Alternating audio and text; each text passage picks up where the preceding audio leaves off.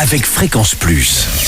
Surprenez votre famille et vos amis grâce au grand chef de Bourgogne-Franche-Comté. Cette semaine, je suis à Nuits-Saint-Georges, en Côte d'Or. Je suis en compagnie du chef Jérémy Combeau dans les cuisines du restaurant La Gentilhommière. Bonjour chef. Bonjour Charlie. Alors, bel établissement qui est là depuis très longtemps à Nuits-Saint-Georges. Oui, il a été construit en 1976, je crois, si je ne me trompe pas. Donc il y a eu quand même une ribambelle de chefs qui se sont succédés. Vous êtes là depuis combien de temps? Je suis arrivé en 2021 au rachat par les nouveaux patrons, D'accord. qui sont messieurs Petit Colas qui ont le Castel Trégérard à Moret-Saint-Denis Ah oui, et d'accord. l'hôtel Au Rouge à Gevrey-Chambertin. D'accord, donc une maison traditionnelle et vous avez été nommé il n'y a pas très longtemps vous-même ambassadeur des chefs de Côte d'Or avec la marque 100% Côte d'Or et pendant cette semaine vous allez nous donner quelques bonnes recettes. Alors comme on est après, et d'ailleurs je vais vous souhaiter une bonne année puisqu'on est la première semaine de ce mois de janvier, quelques bonnes recettes qui peuvent encore permettre de faire quelques tables de fête et on va commencer aujourd'hui par un mélange de fruits de saison avec son siphon à l'époisse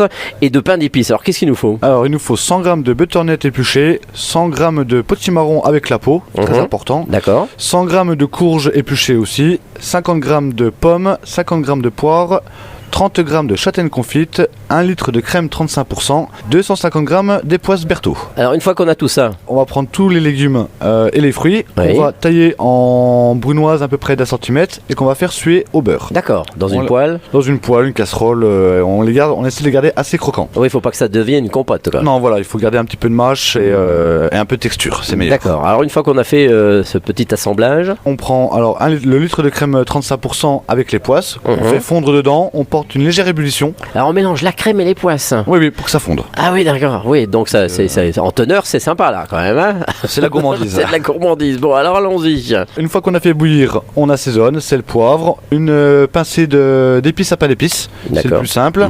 Après, on passe dans un tamis, un chinois tamis ou ce que vous avez à la maison. Une fois que cela est fini, on met dans un siphon 2 cartouches de gaz et on maintient au chaud. Jusqu'à temps qu'une fois que. Jusqu'à ce qu'on en ait besoin, qu'on doive dresser. On met Ah oui. surtout au dernier moment. Parce que D'accord. C'est une émulsion qui tient pas longtemps, elle va vite retomber.